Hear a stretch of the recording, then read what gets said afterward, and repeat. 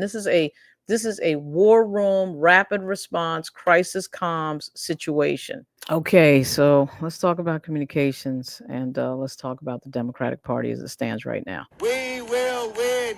We won't rest.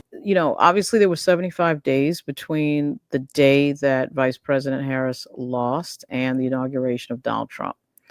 So the Democratic Party had about 2 months to figure out some sort of a strategy. For whatever reason, that clearly didn't happen. And you can see it didn't happen from sort of the haphazard communications that you're witnessing. We will win. We will win. We won't rest. We won't rest. At some events that have been actually pretty good, Indivisible put together an event at the Department of the Treasury. That was pretty effective. A lot of people came out. The members spoke, but you could tell that there was no unified message. And that kind of brings me to a few points here. One is that to do good communications, you have to have preparation. And this moment right now that we see, which is really actually historic, you see an American president effectively undermining the federal government and using an Afrikaner to do it, using some guy from another country who's a businessman who has business interests before this country to do it.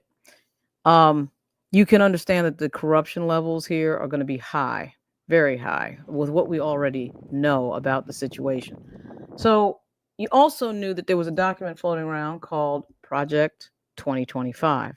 Everybody knew about that. Democrats did a very good job actually last year. I thought the Harris campaign did a very good job at focusing on Project 2025.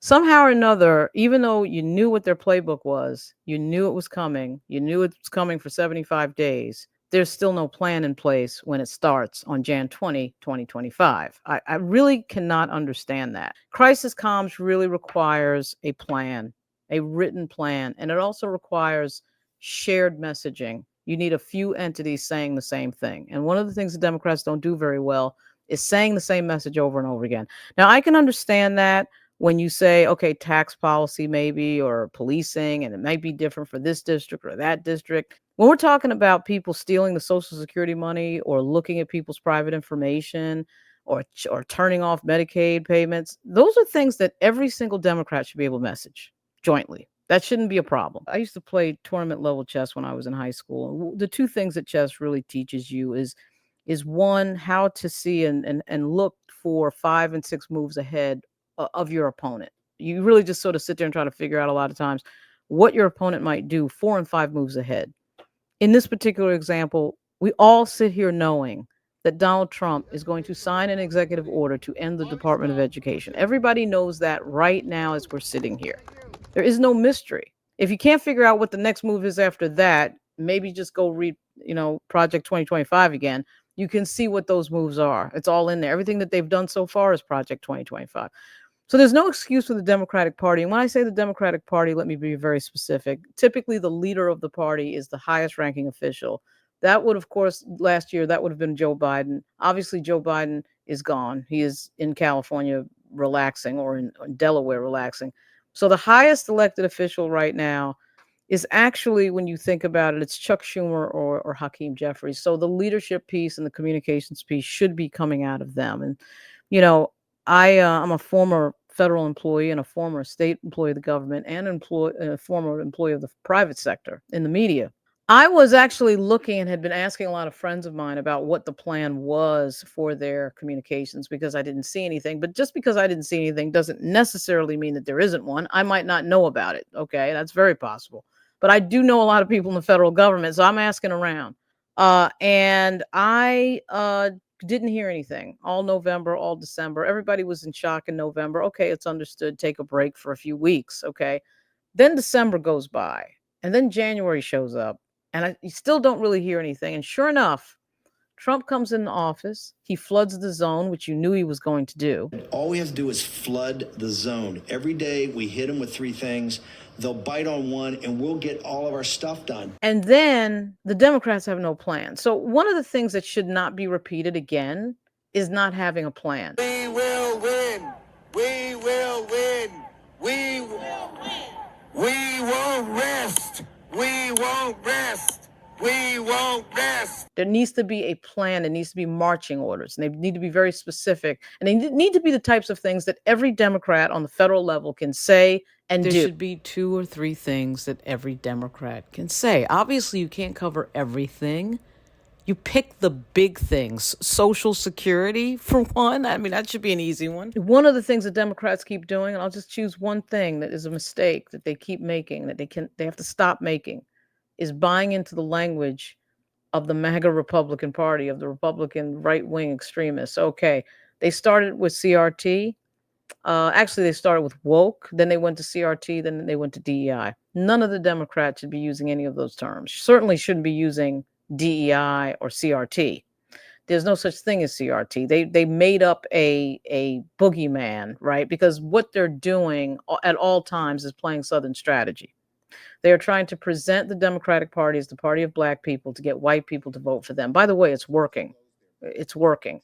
You know, Donald Trump plays race politics better than anybody you've ever seen.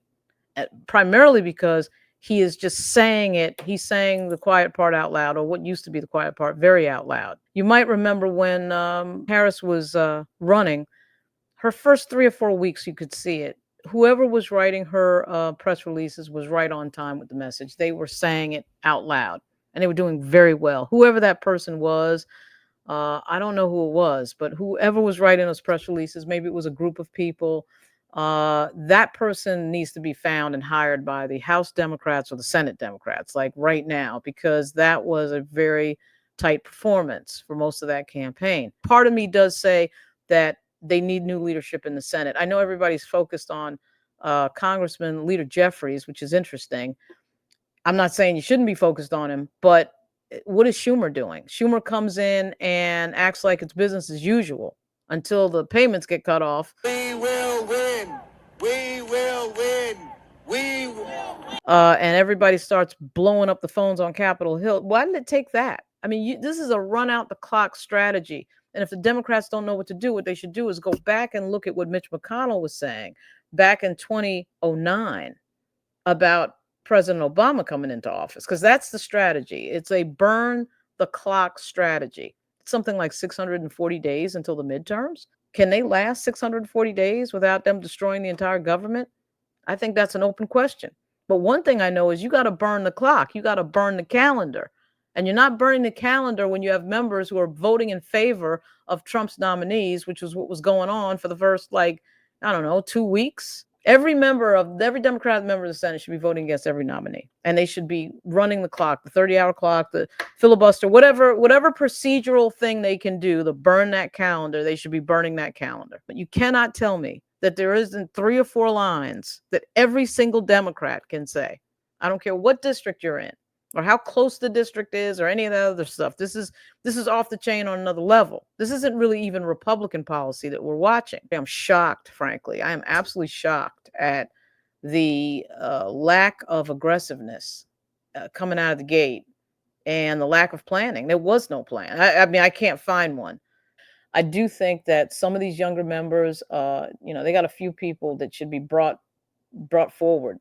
It was a mistake from day one to not have somebody like Alexandria Ocasio-Cortez or Jasmine Crockett with these big social media accounts with millions of people on them, not front and center. I mean, if you can create a position for Jim Clyburn and you can create a special role for him, you can create a special role for messaging for some of these younger members that understand this era of technology. And this is not to say that none of the older members understand this era of technology, but the younger members grew up in it, and they tend to be a lot faster and a lot quicker. And this is a war room, rapid response, crisis comms situation. This is not business as usual. This is not, the normal thing that they may have to staff up to. They may have to have specific staff that deals with this type of thing that Trump is doing. So, at any rate, this is Lauren Burke. I'll be back. There's a lot to say, as you might imagine.